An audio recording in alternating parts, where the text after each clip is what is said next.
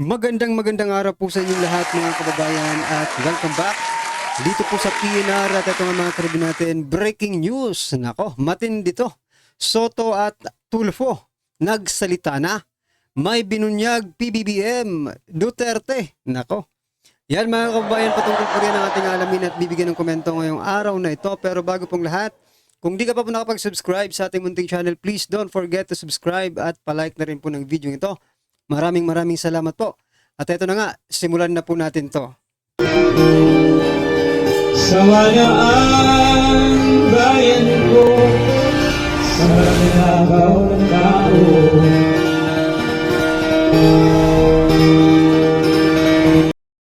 So yan mga kabayan, bago po natin i-play ang video ito, nako eto, breaking news din. Nako po. Kasi meron pong nag-petition, no?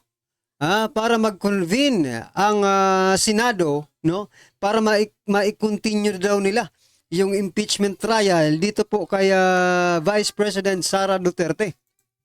Ito po ang balita mga kabayan mula po sa JME News. Nako, Supreme Court urged to compel Senate to convene as Vice President Sara impeachment court. Yan mga kabayan. A petition has been filed with the Supreme Court seeking to compel the Senate to immediately, no, agaran convene as an impeachment court and begin the trial of Vice President Sara Duterte.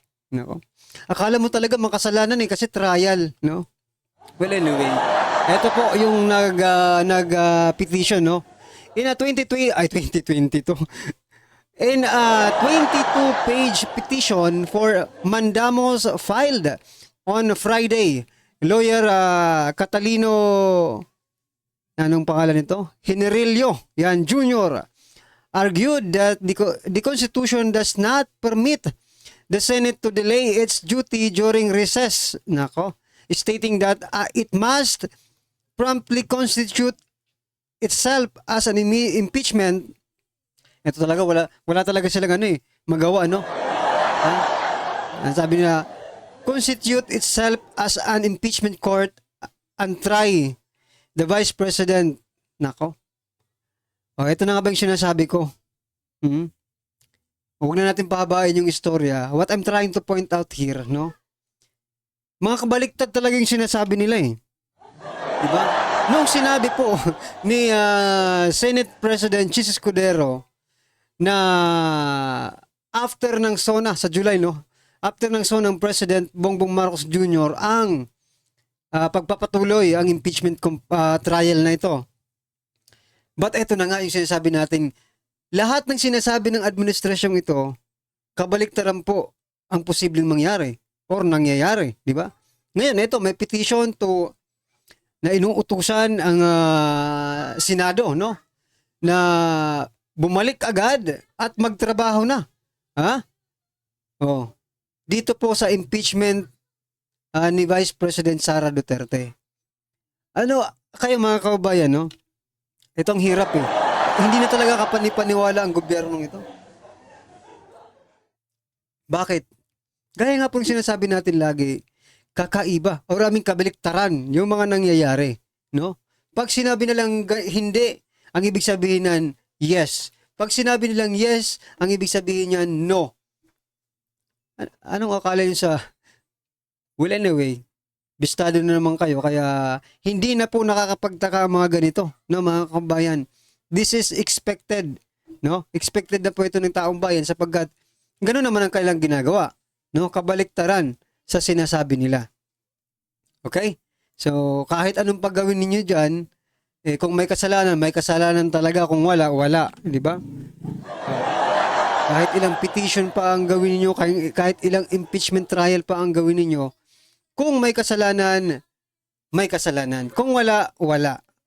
Okay? At ito na nga mga kababayan, panoorin at bigyan natin ng komento ang video ito. Si Erwin Tulfo at si Tito Soto ay hindi po naniniwala sa negative campaign. Ang tanong, ano reaction nila? Kayo nagpasimuno, di ba? Yan yung problema, no? At saka, yan daw po yung kanilang ipapatupad. So, eto naman mga kababayan, kabaliktaran na naman ito, no? Ayaw nila ng negative campaign. Ayaw nila ng paninira sa mga kalaban. Pero, yun po ang ginagawa ng nag-i-endorse sa kanila. Di ba?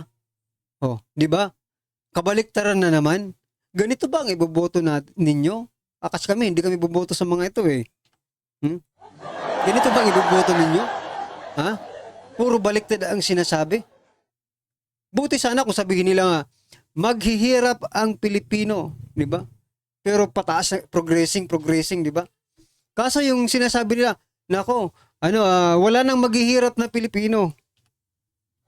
Kabaliktaran. Kabaliktaran ang ginagawa. So meaning, marami pang maghihirap na Pilipino. No? Kasi sabi nila, wala nang maghihirap. For example lang wala nang maghihirap na Pilipino, maghihirap talaga tayo kasi baliktad po, no? Yung kanilang mga sinasabi. No to negative campaign. Yan. Il po sa pagtawag ni BBM na suka o Team Suka o pinabili lang na suka.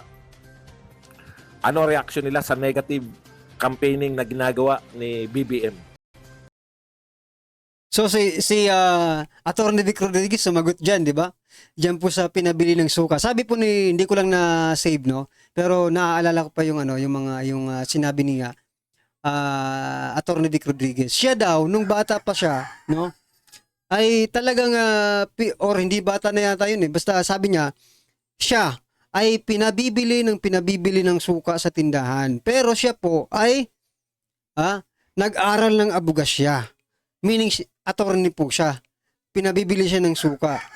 So, ang key point or yung gustong i-point out ni Attorney Vic Rodriguez, di bali ng tagabili ka lang ng suka, at least may pinag-aralan ka, no?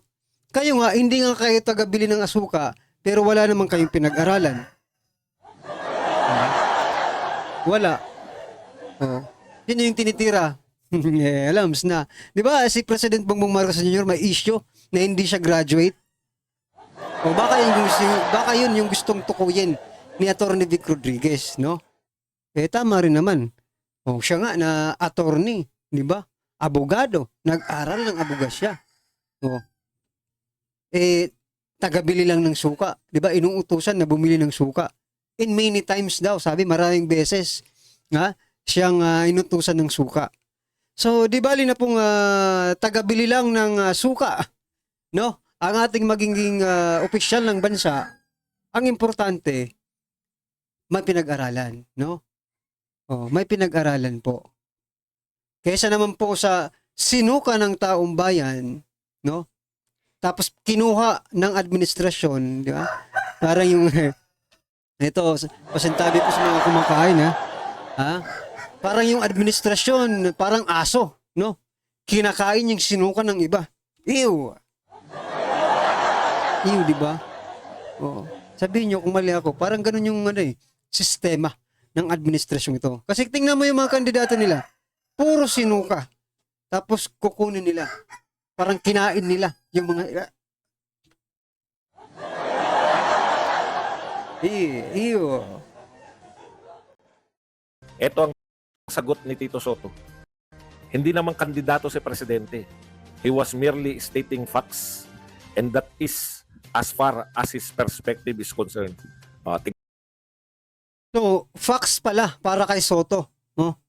Katotohanan, no? Para kay Soto yung sinasabi ni President Bongbong Marcos Jr. Aba. Magsama kayo. Diba? Okay lang naman sabihin yung facts, no? Pero sa mata ng taong bayan, totoo ba? Talaga Soto? Nako, wag na po kayong bumoto ng Soto. Kabaliktaran din ang no? Kabaliktaran din ang pinaniniwalaan ni Soto. Mga kababayan, no? Sasabihin mong facts lang naman, no? Yung sinasabi ng Pangulo. Nasaan ang facts doon? Sinabi ng Pangulo na pinabayaan daw yung mga Pilipino nung nagkaroon ng pandemic. Are you sure? Are you sure, Soto? Na yan ay facts? Are you sure? Di ba? Yan pa lang, yan lang yung ano, ano ko sa'yo kung totoo ba yan na pinabayaan. No?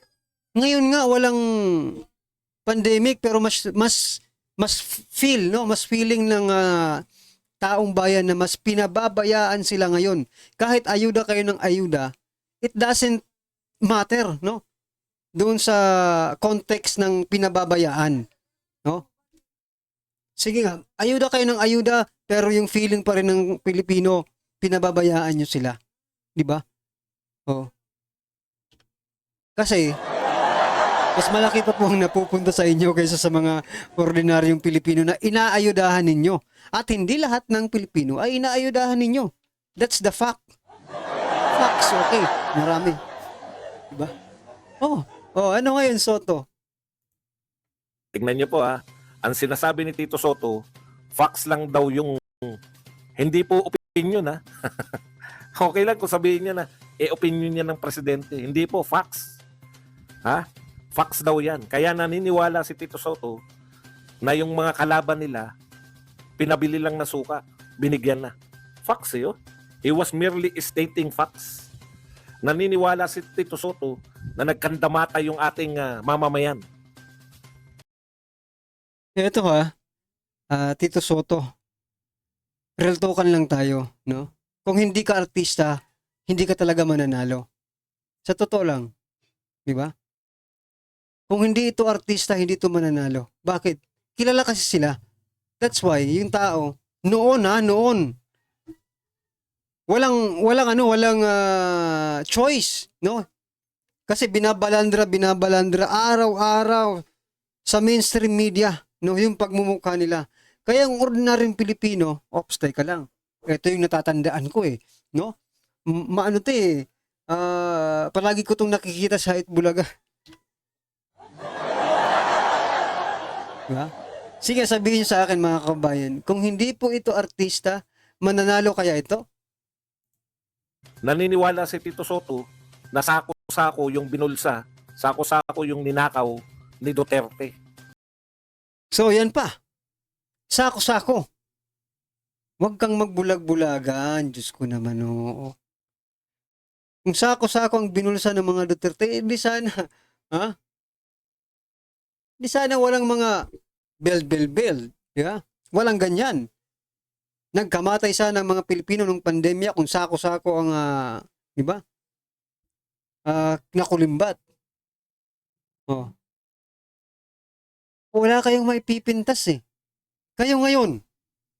No? May bel ba? Umabot ba ng ilang trillions? 6 trillions correct me if I'm wrong, mga karibin natin 6 trillions in 6 years yung utang, naging utang yata ni PRRD, no? Pero ngayon, nadodoble na po yung 6 trillion. Magti 3 years ka pa lang po. Ibig sabihin, mas malakas ka umutang nang walang pakinabang. Yung 6 trillion nga, in 6 years, may pandemic pa, may build pa.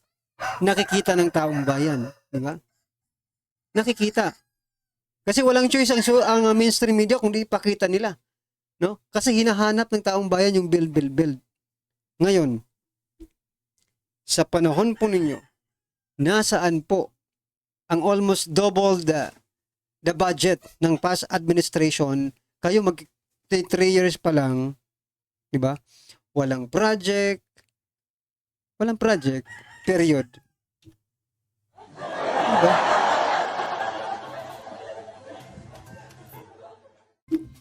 Hindi po opinion yung sinabi niya. He was merely stating, hindi po namin. Pero yung kay Pangulo po, siya po yung Pangulo. Hindi naman po natin pwedeng diktahan yun. Kanyang opinion po yun. At least si Erwin Tulfo, opinion. Si Tito Soto, facts Okay. Alam nyo, napaka-dangerous po nito, no? Kasi nakikita na natin, mali na yung mga sinabi ni Pangulong Marcos na nagkandamatay at saka sako-sako yung ninakaw na pera dyan sa pandemic. Mali na yan, pero wala silang magagawa. Aayon pa rin sila. Kaya nakakatakot po to. Ito po ang dalawa sa nangunguna ng mga correct mga kumbayan. parang mapanganib para sa atin, no? Bakit? Ha? For example, manalo. For example lang naman, wag naman sanang pahintulutan ng Diyos, no? Manalo ang dalawang ito. Ibig sabihin yan, mga kabayan, lahat ng sasabihin, lahat ng gagawin ng presidente, mamali man yan o tama, agree lang sila ng agree. Walang prinsipyo. No? Sa bagay, ano bang i-expect mo dito? Ito kay Erwin Tulfo, di ba? Ito. Ito. Anong i-expect niyo dyan?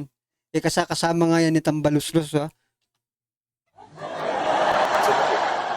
Bakit po nakakatakot? Kasi sunod-sunuran lang sila eh. Wala silang nakikitang mali. Hindi nila kukontrahin. So pag nanalo itong mga to, check na kung ano ang boto nila kay Sara Duterte.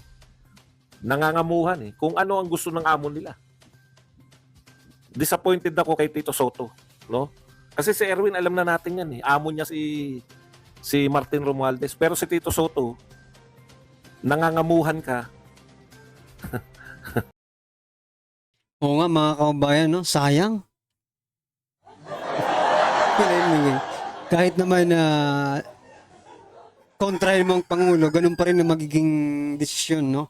Ng ordinaryong Pilipino. Hindi ka pa rin iboboto kapagkat nandyan ka po sa slate na kung saan pinakaayaw ng ordinaryong Pilipino.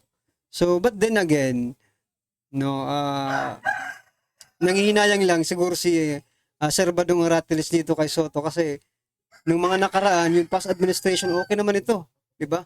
Ngayon, iba na naman siya. Well, anyway. Anong opinion nyo dyan, mga kabayan? I-comment nyo na lang po sa baba. Para at least alam po natin, mga kabayan, ang inyong opinion. Maraming salamat po. Don't forget to like the video, mga karibin natin. Salamat po. Sawa na ang bayan ko sa magnanakaw na tao.